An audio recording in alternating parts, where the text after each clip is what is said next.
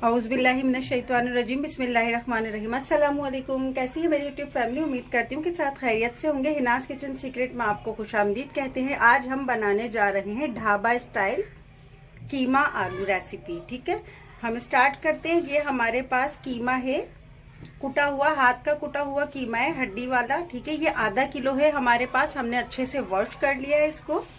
ये हमारे पास large size की 3 अदद प्याज है, बारीक कट की हुई। 4 अदद हमारे पास लार्ज साइज के टमाटर हैं, बारीक कट किए हुए। 3 अदद हमारे पास कट किए हुए इस तरीके से, देखिए छोटे छोटे पीसेस। 3 अदद हमारे पास आलू है। और जिंजर गार्लिक पेस्ट है हमारे पास 1.5 टीस्पून। 2.5 टेबल स्पून पिसी हुई लाल मिर्च। 2.5 टेबल स्पून पिसा हुआ धनिया। 1/2 टीस्पून हमारे पास गरम मसाला। 1/2 टीस्पून हमारे पास हल्दी। 1 टीस्पून हमारे पास व्हाइट वाला नमक। 2 अदद हमारे पास ये 10 अदद काली मिर्च। 10 अदद हमारे पास लौंग। और दालचीनी हमारे पास 2 अदद है। बड़ी इलायची हमारे पास 1 अदद है। और गरम पत्ते यानी तेजपात हमारे पास 2 अदद है। हम धनिया लेंगे गार्निशिंग के लिए थोड़ा सा, और हरी मिर्च लेंगे 4 से 5 अदद। ठीक, उस करें। चलिए जी, पतीले की तरफ चलते हैं। यहाँ पर हमने 1/2 कप जो है ऑयल लिया है। ठीक है, ऑयल अच्छे से गर्म हो चुका है। 1/2 कप हमारे पास ऑयल है। अब इसमें ऐड कर देंगे प्याज और इसको हम सॉफ्ट होने तक पकाएंगे। चलिए जी, ये देख लीजिए, प्याज को हमने व्हाइट ही रहने देना है, लाइट गोल्डन सी होनी प्याज, बस सॉफ्ट होनी चाहिए। फौरन ही हम डाल देंगे अदरक लहसुन का पेस्ट। थोड़ा सा हम चम्मच चला लेंगे और फिर हम इसमें ऐड करेंगे तमाम स्पाइसेस।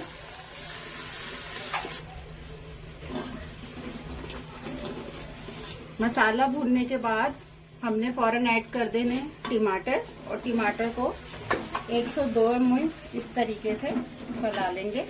टमाटर को भूनते हुए हमें तकरीबन 2 मिनट हो चुके हैं। टमाटर देख लीजिए अच्छे से सॉफ्ट हो चुके हैं और ऑयल ऊपर आ चुका है। अच्छे से मसाला हमारा भून चुका है। अब हम इसमें ऐड कर देंगे कीमा। ठीक है, कीमे को थोड़ी देर भूनेंगे हम।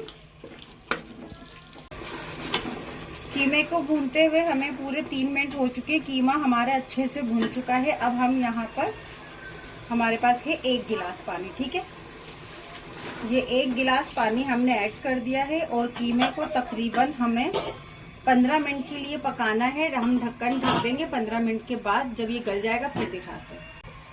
चलिए जी, पूरे 15 मिनट हो चुके हैं और एक हटाकर देखते हैं। कीमा अच्छे से, ये देख लीजिए, चेक करते हैं,